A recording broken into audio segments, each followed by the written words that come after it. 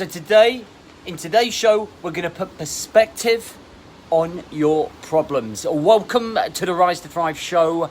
I am your host, James Boorman.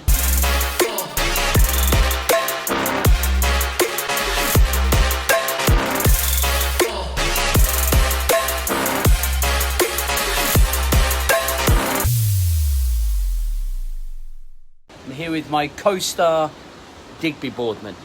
Guys, if you're coming through, please do let me know. Let me know if you're coming through. Let me know if this relates to you. I'm going to try not to rant because this subject pisses me off. Within our lives, we have an awful lot of problems. I've got issues going on with my software for my next challenge. I've got 2 pulled hamstrings that are restricting my training. I've got a 13-year-old boy who is going back to school in a week and I need to get off Fortnite. There's other problems going on all around. I'm already bored talking about them. When people talk about their problems, 99.9% of people don't give a fuck because they've got their own problems. Okay? But you don't really have problems, do you?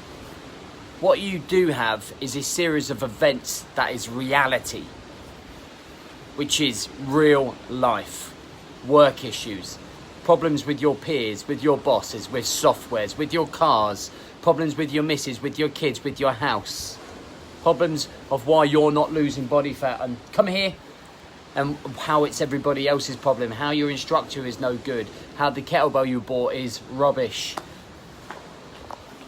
how the audio book that you listen to isn't working properly, or your phone battery is dying too quick.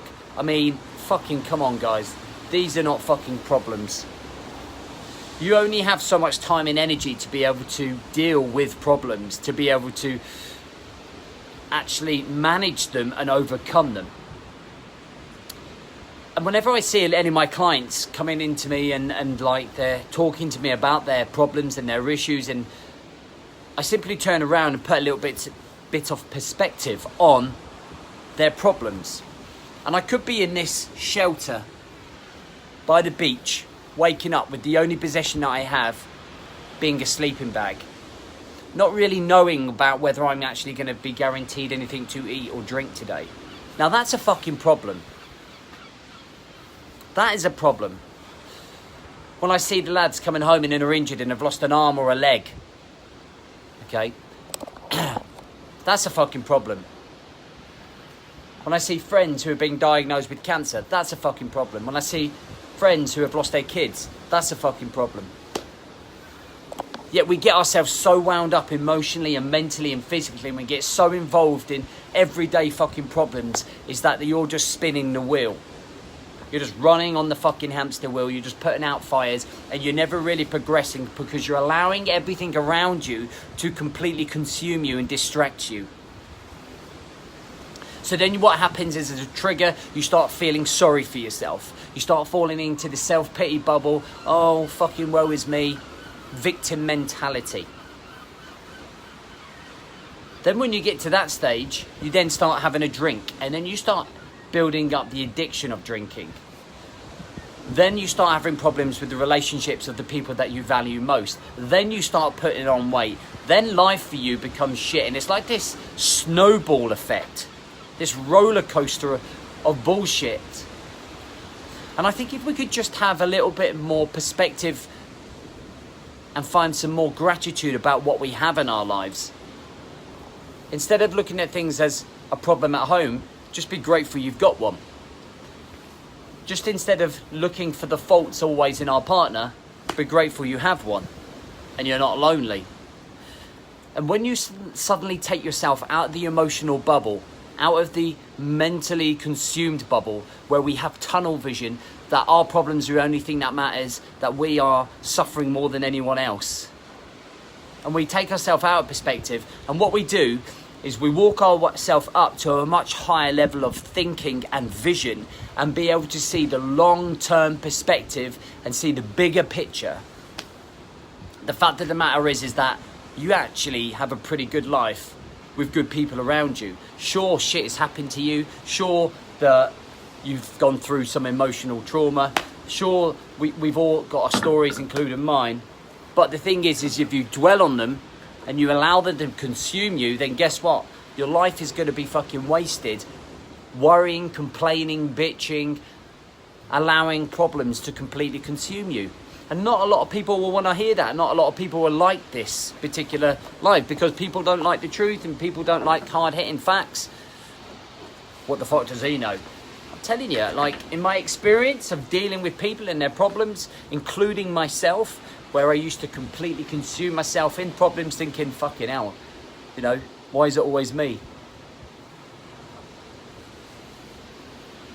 Part of being this elite operator mindset is allowing you to overcome all of the things that come our way and build resilience, robustness, and focus.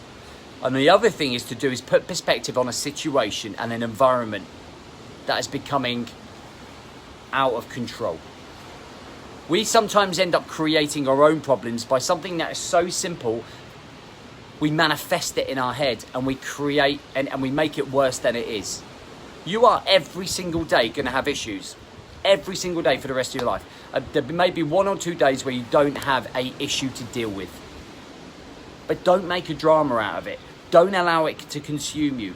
Get your head above water and deal with it in a efficient manner. What could become a minor problem could become a major problem. Simply what goes on up in here. But save your time and your energy for when you really do face some problems. When you really do face adversity. But finding cheerfulness under adversity is one of the things that's going to leapfrog you in your life. It's going to take you off of the fucking hamster wheel and start making you progressing up through the ladders. Otherwise, you'll spend all your time and energy consumed with what's not going right, all the things that are not good in your life, all the things that are dragging you down. And you focus on what you follow. And if you follow that fucking path of direction, guess what? You're going to end up in the self-pity bubble, the victim mentality bubble, the feeling sorry for yourself bubble, and you're not going to be on top of your game. Sure, we all have bad days. We wake up the next day and we get on with it. It's making ourselves stronger. Being in the process makes us stronger, makes us more resilient, makes us more focused, and makes us more determined to get up and overcome everything that comes in our way. Save the time and energy from when you really are punched in the face and you're ready to fucking fight back. All right, guys, have an amazing weekend. If you have not registered for our 28-day fucking challenge with the discount code, you are fucking missing out, I'm telling you. Okay, runs out on Sunday night. If you have any questions on it, just ask me in the comments. And you come and work with me from the 21st of September, me and the team, for 28 days. Plus the extra 2 bonus weeks that you'll get on the pre-course getting you ready. So you're going to be in my world for 6 weeks, which I'm going to fucking shift your fucking mindset 10x. Have a good weekend.